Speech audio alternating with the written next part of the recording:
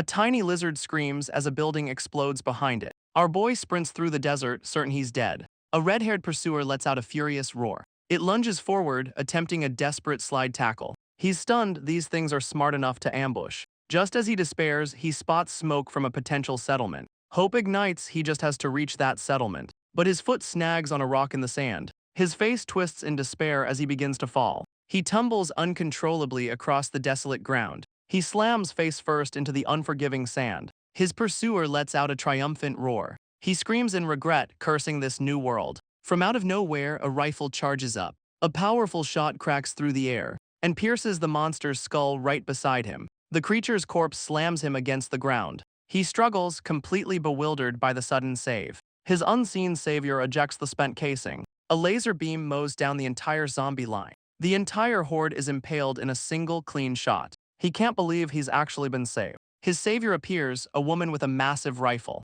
She scoffs, asking why he's hugging a corpse. He's horrified to see the zombie blushing at him. He shoves the corpse away in total disgust. He turns to his savior, offering a grateful smile. She shoves the gun in his face, demanding his name. He nervously introduces himself as Chen Yang. She demands to know why he appeared near their camp. She calls his bluff, having heard him mention other worlds. He panics, knowing the truth will make him sound insane. His silence only angers her as she cocks her rifle. But a delicious smell suddenly distracts her from the kill. She demands to know what he's hiding in his pocket. Chen Yang nervously pulls out the source of the smell. It's just a bag of spicy strips he had for a snack. She stares in disbelief, questioning if it's actually food. He casually offers her a piece to try. She's suspicious, thinking the strange color means it's poison. The smell is too good, she hasn't eaten in days. Her hunger wins out as she grabs the spicy strips. She'll eat first and worry about the poison later. Without hesitation, she takes a huge bite. The flavor hits her and she's completely stunned.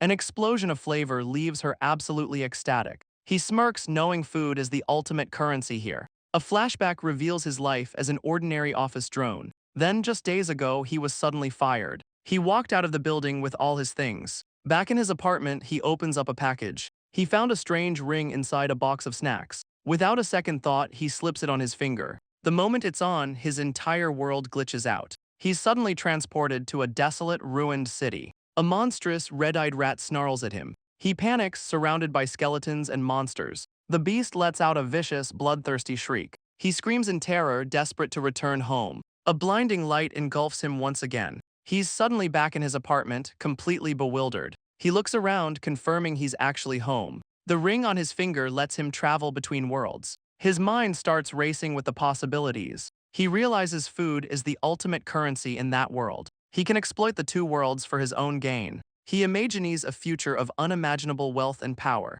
Back in the wasteland, his savior enjoys the snack. She's devastated to find the bag is already empty. He smoothly lies, offering to trade for more supplies. He boasts that he represents a well-fed organization. Her entire demeanor shifts as she begs for a job. She offers to be his guide for 15 packs a month. Chen Yang feigns hesitation, wanting to know more. He starts his interrogation, and she introduces herself as Li Lu. His next question about her gender earns him an angry glare. He then asks her age. She hesitantly says 19. He's shocked, calling her too well-fed for her age. He quickly clears his throat, regaining his composure. He agrees to hire her for the promised monthly salary. Li Lu is overjoyed, immediately calling him boss. Chen Yang tests her, asking why she didn't just kill him. She knows a steady food supply is better than one meal. With the deal struck, she agrees to lead him to her camp. She proudly presents the settlement, Grey Rat District D. Chen Yang is disgusted. This place is worse than a slum. But he sees an opportunity to find valuable goods.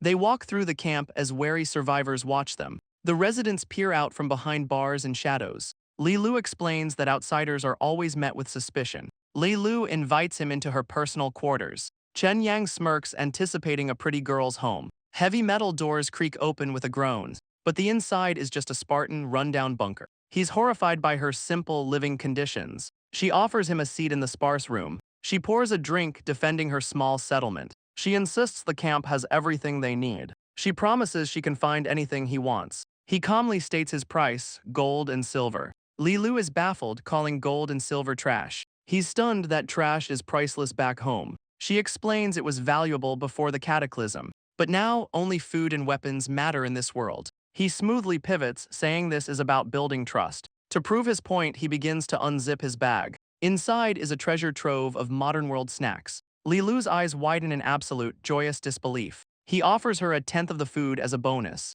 Overwhelmed, she gently touches the bag in awe. She argues that trading food for useless gold is a loss. He puts his trust in her, promising to wait right here. She eagerly accepts, vowing never to betray her new boss. With her resolve set, she grabs her massive rifle. She heads out, promising to return as soon as possible. He smirks, knowing his last 100 yuan is on the line. Left alone, he's already bored without internet or signal. His eyes drift to the wall, spotting an old newspaper. Intrigued, he sits up to get a much closer look. He reads the date and makes a startling discovery, year 2235. The paper reveals the truth, a nuclear cataclysm. It caused widespread gene pollution and mutation, and unleashed hordes of zombies across the land. He realizes he's 200 years in the future. The cataclysm was a devastating nuclear war. Thousands of bombs wiped out half of humanity. The planet's ecosystem was completely destroyed. He didn't cross worlds, he traveled through time. Just then, the heavy metal doors creak open. Li Lu returns, announcing she is back. She drops a heavy duffel bag on the floor. She explains that gold is worthless, so this is all she found. Chen Yang eagerly sits down to inspect his prize. He unzips the bag, revealing a trove of gold bars. His face contorts with pure, unadulterated greed. The brilliant shine of the gold fills his vision. He cackles, seeing himself as this world's new god. But Li Lu interrupts, saying the food was worth more. She traded the difference for an enhancement potion for him. It's a low-grade but pure Tier 1 power-up. She notes he's just an ordinary, unenhanced person. This potion will help him survive against weak zombies. She hands him the potion, a gift for his survival. He smoothly lies, claiming his organization is powerful. He zips up the bag, securing his newfound treasure. With the deal complete, he prepares to depart. He promises to return tomorrow with her salary. With a casual farewell, he steps out the door. She watches him go, wondering about his secrets. But in this world, everyone has something to hide. Back in her bunker, Li Lu devours the snacks. She decides his food supply is all that matters. Chen Yang finds a secluded spot in the ruins. He activates the ring and the world glitches out. In a flash, he's back in his own apartment. He immediately checks the bag for his treasure. A maniacal laugh escapes as he sees the gold. He holds a bar aloft, confirming it's all real. All he has to do is cash it in to be rich. He imagines a future of unimaginable wealth and luxury. He knows he must be careful not to raise suspicion. The reality of his situation begins to set in. He has no way to explain the origin of his treasure. His focus then shifts to the strange enhancement potion. He picks up the glowing vial Li Lu gave him. He debates whether he should actually use the potion. He admits Li Lu was right, he's too weak to survive there. To survive in that world, he needs to get stronger. But the strange device has no user manual. Deciding to wing it, he prepares to use the potion. He injects the potion directly into his arm. The formula begins to rewrite his very DNA. He finishes the injection, waiting for a change. At first, he feels absolutely nothing at all.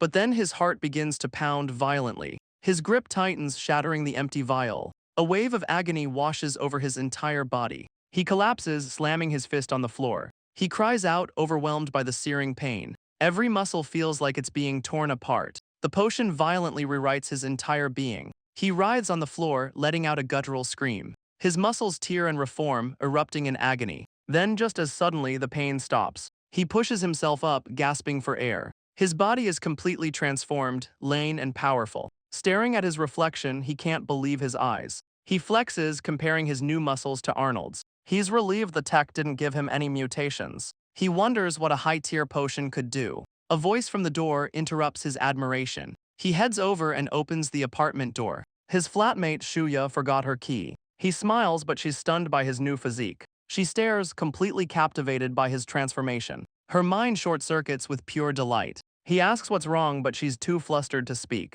She gets handsy, amazed by his muscular chest. She thinks he got ripped just to cheer her up. Chen Yang panics, completely flustered by her assumption. He makes a panicked excuse about forgetting to get dressed. He's horrified, certain she now thinks he's a pervert. He shakes it off, focusing on his real goal, the gold. He heads out into the bright, modern city. He's amazed, the heavy bag of gold feels completely weightless. Suddenly, his vision sharpens with a golden glow. His sight zooms across the street with incredible speed. He can clearly read text from an impossible distance. His new senses pick up a private conversation nearby. He realizes his hearing is now superhuman as well. Chen Yang celebrates his newfound physical prowess. He knows the future's technology is worth exploiting. He finds a private shop hoping to avoid questions. With a confident smirk, he steps inside. A clerk welcomes him into the pristine jewelry store. He cuts to the chase, asking to see her boss. She assures him she has the authority to help. He hefts the heavy bag onto the counter. He reveals the gold, doubting her authority to decide. The woman is stunned by the sheer amount of gold. Her professional demeanor cracks for just a moment. She quickly recovers, leading him to a private room. They step into the gold shop's meeting room. The owner, Lin Tao, greets him with a smile. Chen Yang introduces himself, shaking the man's hand. The owner politely offers him a seat. Chen Yang gets right to business, placing a bar down. Lin Tao eyes the stack, asking if it's all for sale. With a confident smirk, Chen Yang confirms. The owner picks up a bar for closer inspection. The owner needs to test the gold's purity first. Chen Yang confidently tells him to proceed. He knows it's real, gold is useless in the wasteland. A scanner confirms the bar is 99.99% pure. He quickly tests the rest of the gold. The owner is stunned, it's all 24-karat gold. Chen Yang coolly asks for the final verdict. Lin Tao offers him 400 yuan per gram. His grip tightens, cracking the glass in his hand. He calculates the total, a staggering 1.2 million. He imagines the full 1.2 million yuan payout. But the owner demands official purchase receipts. Chen Yang smoothly assures him the source is clean. Lin Tao calls it a huge risk for his business. Chen Yang's grip tightens, his patience wearing thin. He stands, deciding to cut through the haggling. He tells the owner to name his final price. If not, they'll just part ways as new friends. The owner relents, offering 840,000 yuan. The massive sum is transferred to his account. With the money transferred, Chen Yang finalizes the deal. Lin Tao offers to work with him again in the future. He leaves, amazed by his massive profit from just 3 bars. And he still has an entire bag full of gold left. He leaps into the air, celebrating his newfound wealth. He heads back to his modern apartment complex. Inside, his flatmate Zhou Dandan is rushing to leave. She quickly grabs her phone from the coffee table. As she turns, she runs right into Chen Yang. He casually asks why she's in such a hurry. Shuya explains their friend was called back for overtime. Chen Yang boasts about his new fortune, offering dinner. Shuya tells her friend she'll eat her share for her. Zhou Dandan playfully warns him not to hit on Shuya. With a final wave, Zhou Dandan heads out the door. Now alone, Shuya playfully asks where he's taking her. He confidently suggests the 5-star Regal Grand Hotel. She's stunned by the expensive choice, but he's serious. He confirms their plans for a fancy dinner that night. Once she's gone, he drops to the floor searching. He plans to cash in the rest of his gold today. He hits the streets again, looking for more buyers. He makes deal after deal with various shop owners. Each handshake adds more to his growing fortune. He leaves a trail of satisfied clients in his wake. He checks his phone, his balance now at 4 million. He celebrates his incredible luck, thanking the apocalypse. But his celebration is cut short by a sudden phone call. He's surprised to see the name of an old friend. He answers with a cocky swagger, feeling on top of the world. On the other end, his friend is working at his desk. He offers Chen Yang money, worried about his rent. But Chen Yang stands confidently on the street. He boasts that he's definitely not short on cash.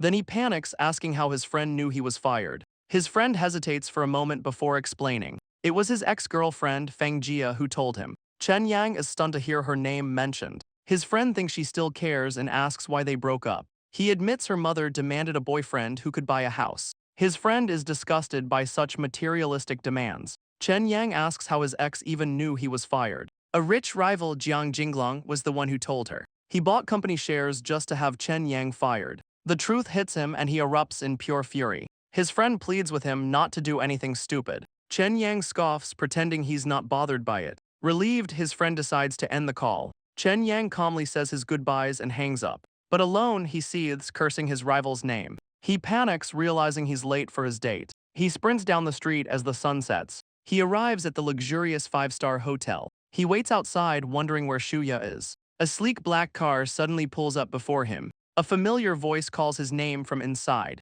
Shuya steps out, looking absolutely stunning. Onlookers are captivated by her celebrity-like beauty. She playfully asks why he's staring at her. He admits he never noticed how beautiful she was. She playfully asks if she makes him look good. She takes his arm, leaving him completely flustered. She teases him for being so nervous about it. They're seated in the luxurious rooftop restaurant. Shuya happily browses through the menu, but her face falls when she sees the insane prices. Chen Yang coolly orders the most expensive items. Shuya is horrified by the 1,000 yuan crab order. He assures her he's rich enough to afford it, but she calls his bluff knowing he was just fired. Chen Yang smoothly lies about a family demolition payout. Shuya playfully accepts, calling it robbing the rich. After dinner, she suggests they continue the night elsewhere. He politely declines, saying he's completely full. But an arrogant voice suddenly interrupts their date. It's his rival Jiang Jinglong, the man who got him fired. Chen Yang can't believe he's run into him here. Jiang Jinglong mocks him for being at a 5-star hotel. Chen Yang asks if he'll get him kicked out of here too. The rival smirks, gloating that he knows everything. Shuya asks if the arrogant man is his friend, but Jiang Jinglong only has eyes for Shuya. He plans to expose Chen Yang and steal his date. He warns her not to be fooled by our boy. He reveals Chen Yang is broke and just got fired. This fancy dinner is just an act to impress her. He calls Chen Yang a scammer who will take her money. Chen Yang snaps, accusing him of being the lowlife. Shuya calmly asks if he's just warning her. He proudly claims he's saving her from being deceived. He smoothly offers Shuya a job as an ambassador. She casually rejects him, tossing his card aside. The rival presses his case, mentioning the great pay. She shuts him down, claiming to be Chen Yang's girlfriend. She adds a final insult, calling his company a failure. She reveals it was all an act and he's impressed. He leads her away, dismissing the rival as trash. The rival erupts in fury, cursing her for her choice. He vows revenge just as another woman approaches. It's his ex-girlfriend, Feng Jia, asking for a ride.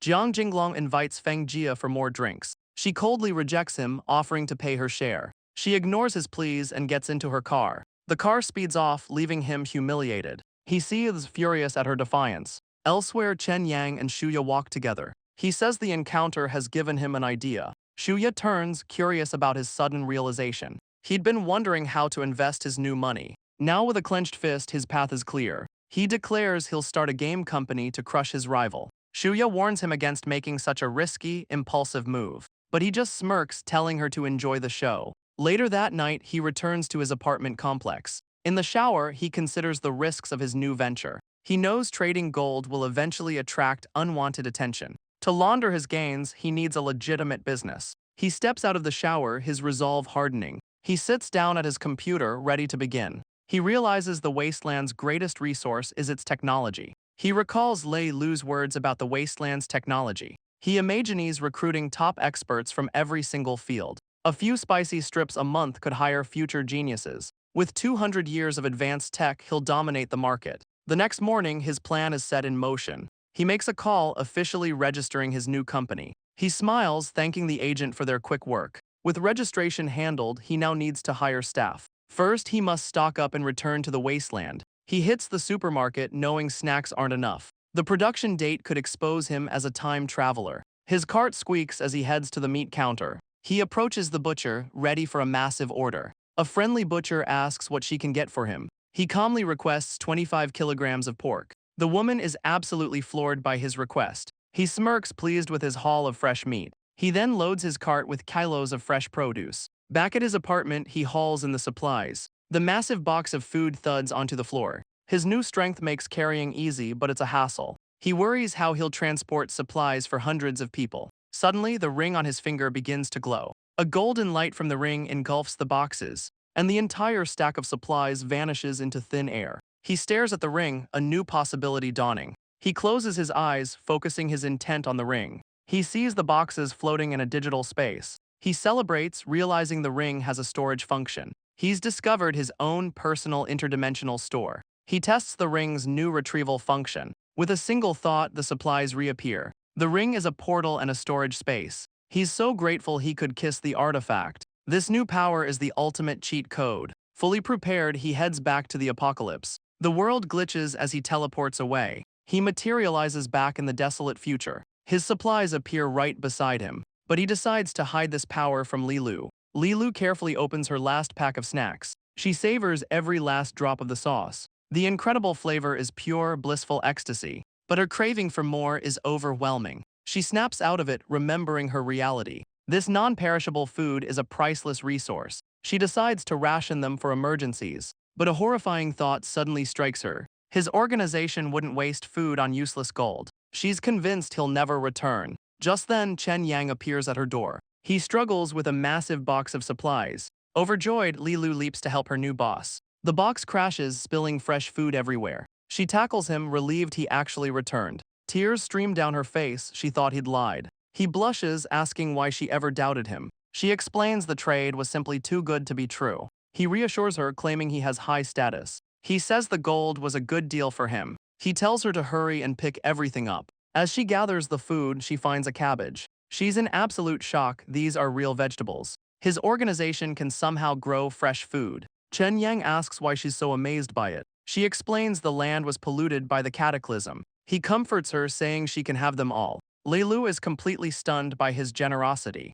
She clutches the priceless vegetable, overwhelmed, but she insists they're far too valuable to accept. She insists she'll only take the pay she's earned. Chen Yang scoffs, annoyed by her good person label. He explains this real food is a better salary. He offers to provide anything else she might need, but he demands her service match the quality. She eagerly promises to satisfy his every need. He clarifies their relationship is strictly professional. A flustered Lilu shyly agrees to his terms. He reveals his true goal, hiring more people. Lilu is stunned, asking about his requirements. Chen Yang lays out his terms, loyalty and special skills. She suggests Grey Rat Town, a hub with 10,000 survivors. He asks about the link between her camp and the main town. She grins, ready to explain how their world works. She explains 12 districts orbit the central Grey Rat Town. The districts rely on the town for trade and supplies. He asks if they have any programmers who can make games. The word computer leaves her completely baffled. She calls a computer a primitive relic from ancient times.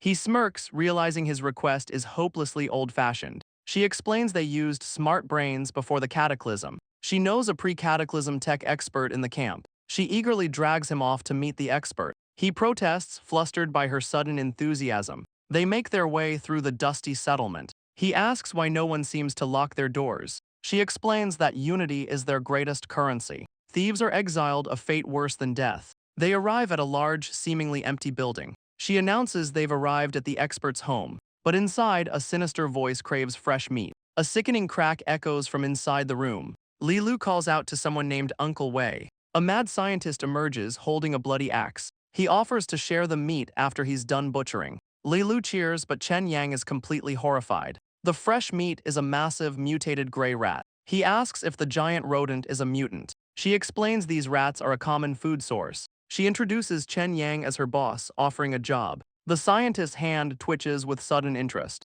The scientist scoffs, calling the generous offer a scam. Chen Yang explains he needs smart brain system experts. He offers a monthly salary of rice, flour, and meat. The old man is stunned by the priceless offer. Chen Yang confidently offers to pay him in advance. They can't believe what they're hearing. Leilu promises she can get him the meat immediately. The scientist eagerly accepts, shaking his new boss's hand. But Chen Yang clarifies his project is different. He asks if the expert knows about ancient computers. He explains he needs people who understand that primitive tech. The scientist is baffled by the ancient word, computers.